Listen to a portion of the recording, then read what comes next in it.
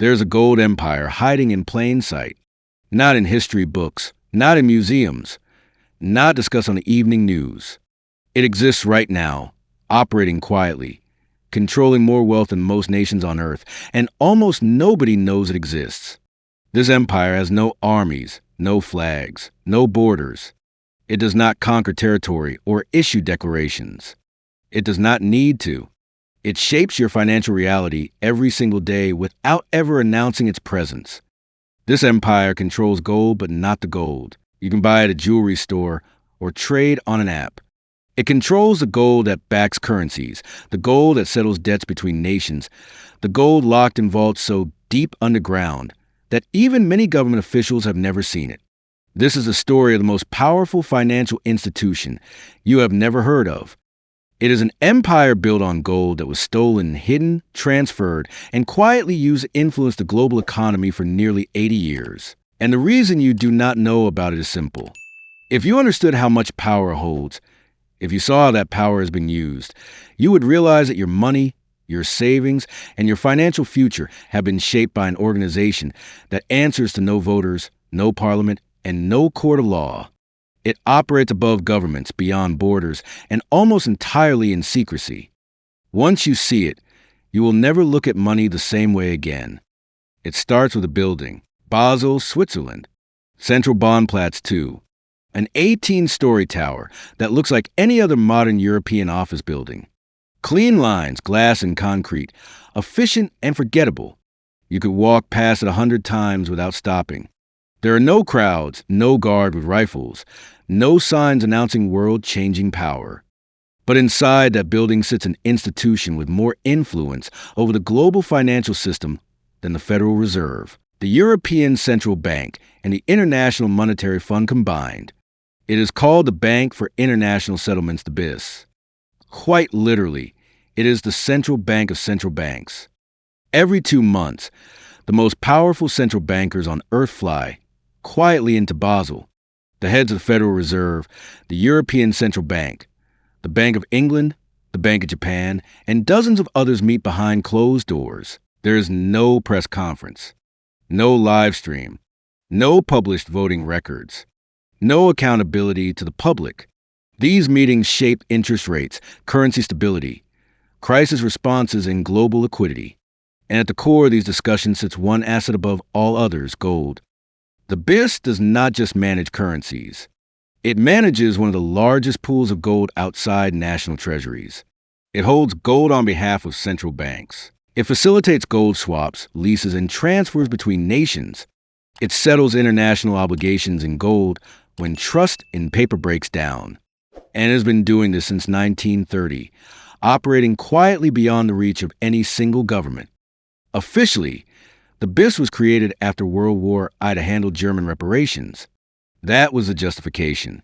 But almost immediately, it became something else entirely. It became the clearinghouse where central banks could move gold discreetly, away from public scrutiny, away from political pressure, and away from voters.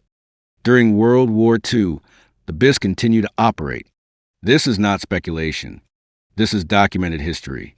While soldiers were dying on battlefields and cities were being reduced to rubble, central bankers on both sides of the conflict continued doing business through the BIS. Gold flowed between Nazi Germany and Allied nations through this neutral institution. To the bankers, the continuity of the financial system mattered more than the war itself. The BIS accepted gold looted by the Nazis from occupied countries and from Jewish victims. Gold stripped from central banks, seized from civilians, melted down and transferred. The BIS laundered this gold, made it legitimate, and allowed it to re-enter the international system. After the war, there were serious calls to dismantle the BIS and prosecute its officials. Instead, it was protected. Why? Because every major power needed it. They needed a neutral space to move gold, manage currencies, and make deals without public debate or democratic oversight. The BIS survived, and in surviving, it grew stronger, more discreet, more essential. The true birth of the modern gold empire came in 1944. At Bretton Woods, New Hampshire, 44 nations gathered to redesign the global financial system. The agreement rested on a simple promise.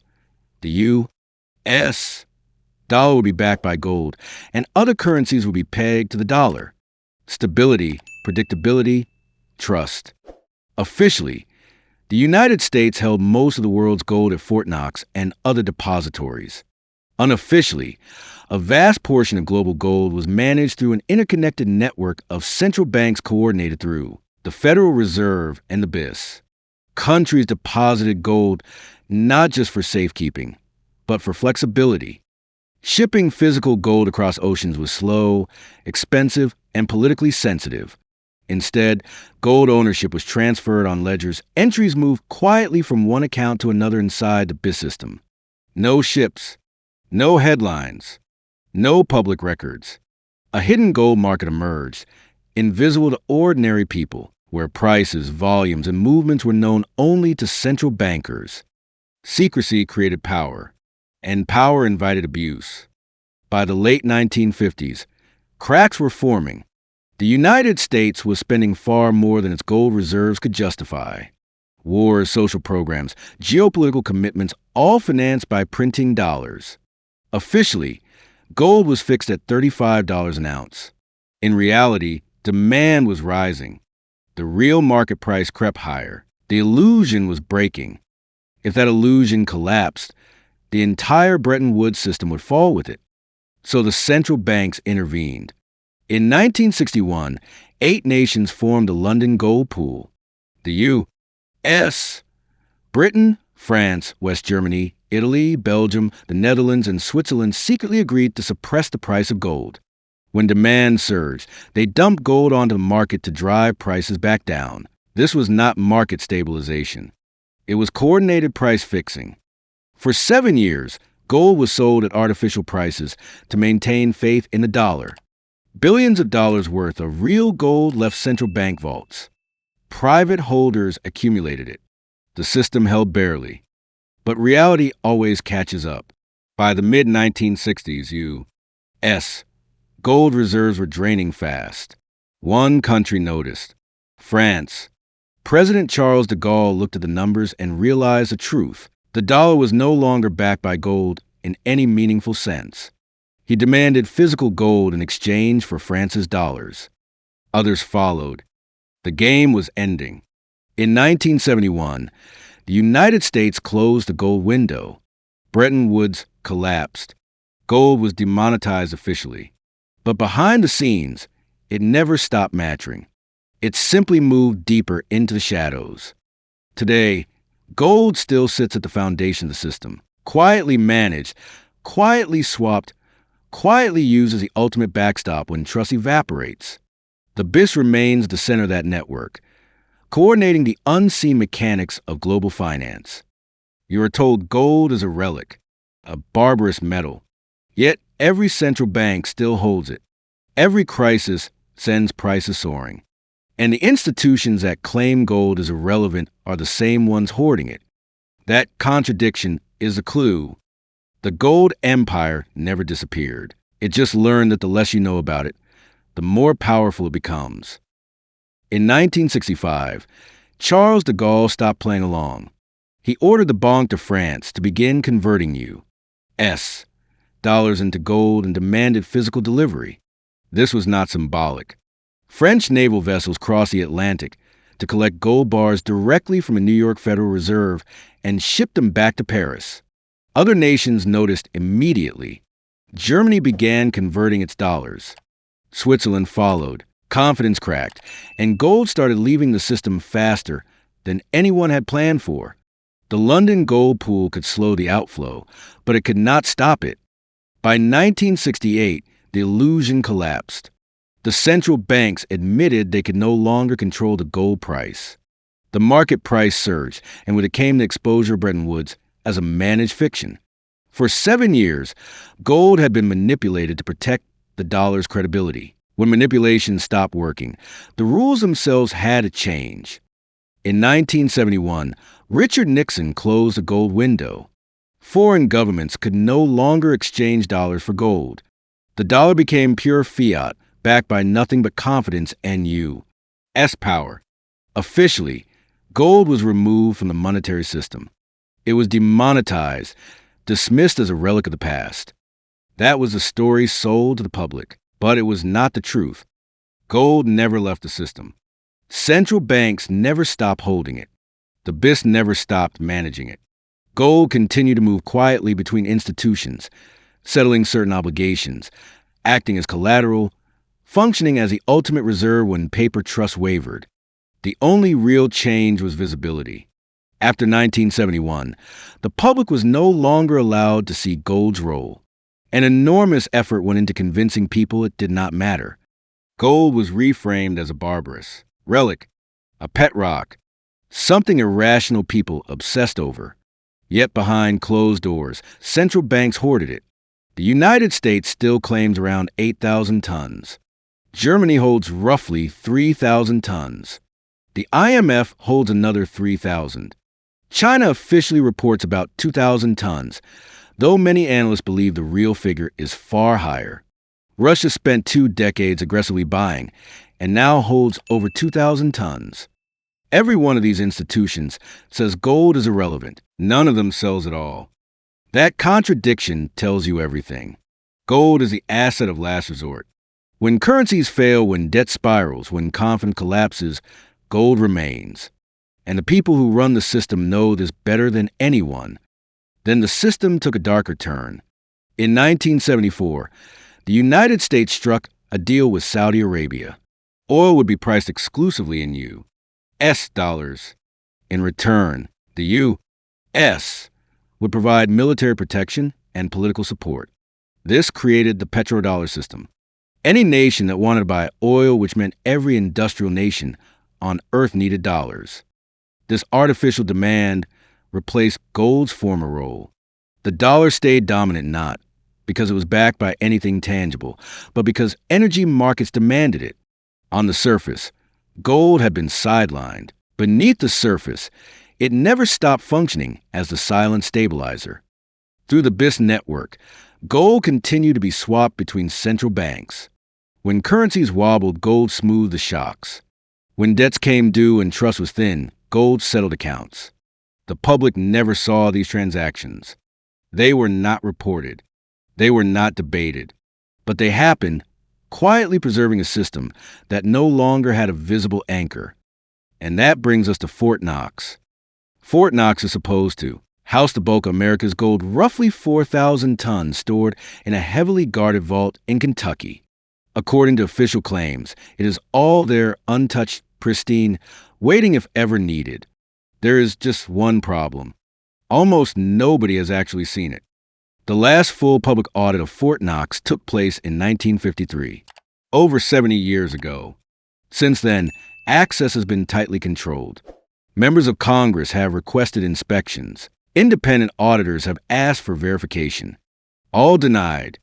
In 1974, a carefully staged visit allowed a small group of journalists and politicians to see a limited selection of gold bars under strict supervision. They were told everything was fine. Then the doors closed again. There has never been a comprehensive, independent audit verifying the purity, weight, and total quantity of the gold. The public is simply asked to trust a claim. And trust is the one thing this system has, repeatedly abused. What if some of that gold was sold during the London gold pool years? What if portions were leased out of bullion banks and never returned? What if the vaults contained far less than the official figure? These questions are not paranoia. They are grounded in documented behavior. Central banks secretly manipulated gold prices for years. They misrepresented the dollar's backing. They rewrote the rules when the lie collapsed. Given that history, blind trust is not rational. The most plausible explanation is also the most uncomfortable. The gold in Fort Knox, assuming it is still physically there, may not be fully owned by the U.S. government anymore. Portions may be leased, swapped, or pledged as collateral within the BIS network or to other central banks. The bars may sit in Kentucky, but ownership to legal title is likely fragmented and encumbered. Gold could be used multiple times in financial transactions without ever moving physically. A single bar can support multiple claims through leases and swaps. On paper, it circulates endlessly. This works as long as nobody asks too many questions or demands delivery all at once. An honest audit would expose that complexity. It would reveal that the simple story America has 8,000 tons of gold and a discussion is false. And admitting that would shatter confidence in the dollar, so the audit never happens. Silence is safer. But the gold empire knows. The BIS knows. The central bankers meeting in Basel every 2 months know exactly where the gold is, who has claims on it, and how it is being used. And they will never explain it to the public. Fast forward to the modern era. The gold empire did not disappear. It evolved. Since the early 2000s, gold prices have been influenced through a mechanism known as the paper gold market. Most people think gold trading involves bars and coins changing hands. In reality, the vast majority of gold trading happens on paper futures contracts, ETFs, options, derivatives. When you buy paper gold, you are not buying metal. You are buying a promise, a claim, a contract that says you could get gold under certain conditions. The critical detail is leverage. Analysts estimate there may be over 100 paper claims for every single ounce of physical gold. That means if even a fraction of paper holders demanded real delivery, the system would collapse instantly. There is not enough gold to meet the promises. But most people do not want delivery. They trade paper for profit. As long as that behavior continues, the illusion holds. When gold prices start rising too quickly, signaling inflation, currency weakness, or systemic stress, large banks dump enormous volumes of paper gold onto futures markets. No physical metal moves. But the sudden surge in supply pushes prices down. The signal is sent, gold is weak, the dollar is strong, everything is fine. This is not theory. Major banks have been caught and fined for rigging gold markets. The penalties were trivial compared to the profits. The practice continues because it is essential to maintaining confidence in fiat currencies. Behind it all sits the BIS. It does not need to flood futures markets itself. Its role is deeper. It ensures that when paper markets strain, when someone insists on physical delivery, the gold is there moved quietly between central banks to prevent panic. It manages the real reserve layer beneath the paper promises. As long as that hidden layer functions, the paper gold market can keep expanding far beyond reality. And as long as the public believes gold is irrelevant, the empire remains invisible, quietly doing what it has always done, protecting the system from the truth. But what happens when it breaks? What happens when confidence finally cracks and everyone tries to claim real, physical gold at the same time? That is the moment you discover the empire has been running on fumes. That is when paper gold and physical gold stop pretending they're the same thing. And that is when the people holding paper realize they do not own metal at all, only promises from a system that can't possibly deliver on them. This is why all of this matters to you. You have been told for decades that gold is outdated, that it is not real money anymore, that owning it is irrational or paranoid. Yet the most powerful institutions on earth, the BIS, central banks, sovereign wealth funds, billionaires are quietly accumulating it. Russia added hundreds of tons in a single decade. China has been buying for 20 years while obscuring the real numbers. Central banks worldwide are net buyers of gold at levels not seen since the 1960s. They are not doing this out of superstition. They are preparing. They understand something the public is discouraged from thinking about. The paper system is mathematically unsustainable. The debt can never be repaid. Currencies are being inflated toward irrelevance. And when trust finally breaks, gold will be the only asset that still commands universal respect. The only asset governments can't print. The only asset that has survived every currency collapse in recorded history.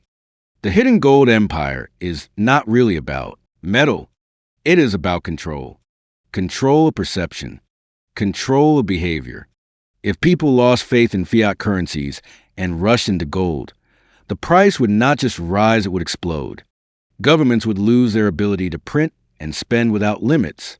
The debt-based system, built on leverage and confidence, would fracture. That is why gold must be suppressed. That is why you must be convinced it is irrelevant. The price has to be controlled so it does not signal the truth that the currencies are slowly dying. This is done to the BIS network. through paper gold manipulation, through financial media narratives that portray gold holders as backward or alarmist. Meanwhile, the institutions pushing those narratives quietly protect their own reserves. They tell you to trust paper while they hedge with metal. History makes this pattern unmistakable. Every major empire that abandoned sound money, that debased its currency, that relied on paper promises, eventually collapsed. Rome did it. Spain did it. Britain did it. And in every case, gold outlived the system that failed around it. When the Roman denarius became worthless tin, gold still bought food. When Spanish silver flooded Europe into inflation and poverty, gold retained value. When the British pound lost its reserve status, gold still settled international debts. Paper fails, gold endures. Those who recognize the pattern early, who hold real assets before the collapse, preserve wealth.